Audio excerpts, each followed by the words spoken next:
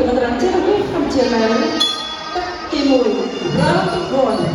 ទី5ទឹកទី1រង1បាទហើយបាទជាលេងបាទបាច់ម្ចាស់ខ្សែប្រវត្តិវានៅមិនដាច់វាពុតបែរឡងបាទតែគ្លៀងមកចាំដល់ល្អអត់បាទគាត់ប្រកាសវាដល់បាទប្រកាសហើយសូមប្រកាសក្នុងបាយការទេថ្ងៃនេះខ្ញុំបានទៅរៀនគាត់ហើយតែសូមបាយការទៅរៀនតាមគាត់ឡើយបាទសូមសួរចាំគ្រូបង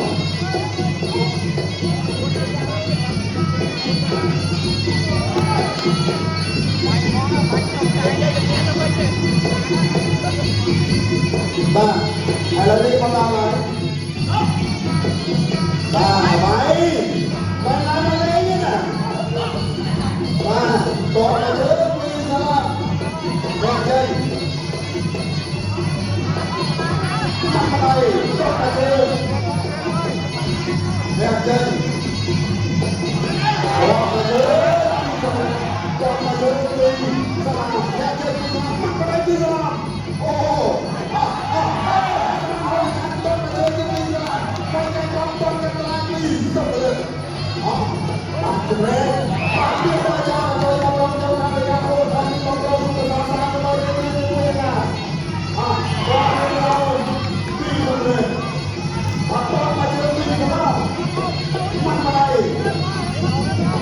អូសូមប្រកាសចូលមកចាំតែរត់ទៀតទៀតទៅចាំទៅឬក៏ជាប់តែស្អីតែជាតោះ